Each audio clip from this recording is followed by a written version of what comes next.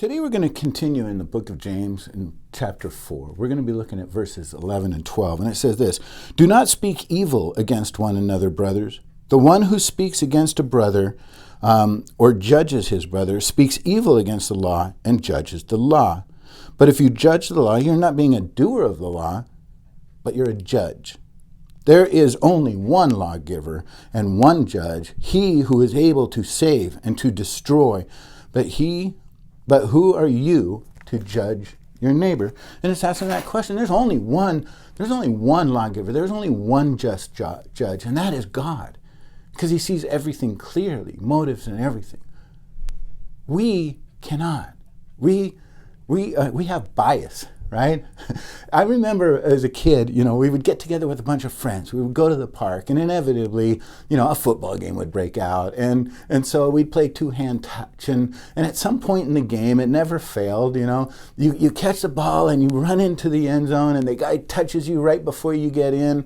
And so this big argument, you didn't touch me with both hands. You only got me with one hand. The guy, no, I touched you with two. And your team's arguing, their team's arguing that they saw it, right? Because we have our interests at heart.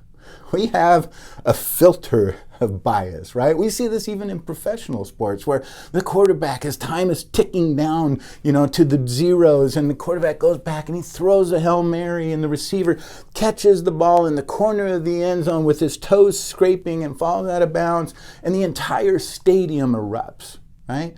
And the home team erupts because, wow, with 0 seconds on the clock, we caught that final touchdown and we won the game.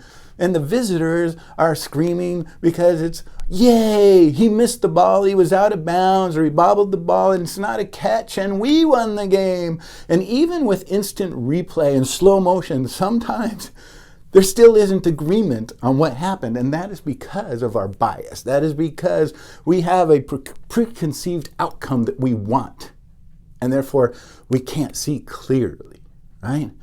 And that's the way it is in life sometimes. We make mistakes. We see other people's mistakes clearly, but we don't really see our mistakes, right? We hope maybe they go unnoticed. Maybe we're not even aware of them, because we can rationalize our behaviors. We can excuse our behaviors, why ours isn't as bad as yours, and therefore you deserve judgment.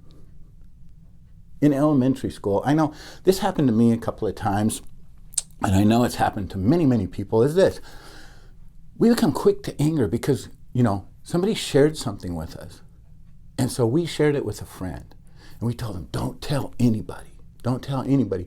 And then they go and they tell somebody. And it gets back to the person that told us. And it causes this big commotion. And we are so angry and upset that this person violated our trust and told this secret that we told them not to tell anybody. And they promised they wouldn't tell anybody.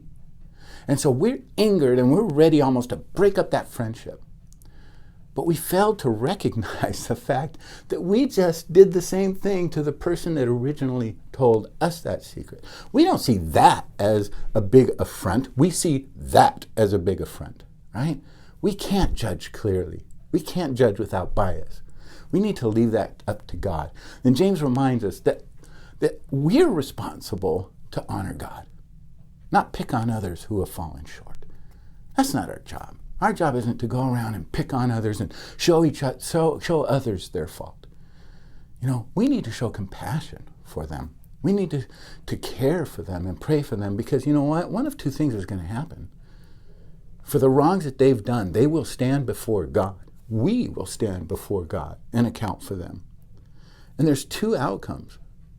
Either they have received the grace and the mercy of God and thrown themselves at his feet, and therefore, we have no right to judge them because God is the judge and he's forgiven them. Or they're going to stand on their own 2 feet and they're going to pay eternally for the sins that they've committed. And therefore, shouldn't we be compassionate? Shouldn't we feel bad for them?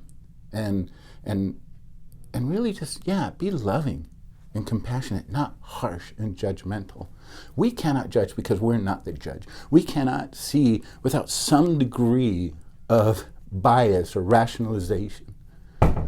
or excusing our behaviors even. So let us stay focused on our behaviors, on how we're treating people, on how we are being people of integrity, that we are showing the attitudes of God as well. Because you know what? That is the goal, to make him known.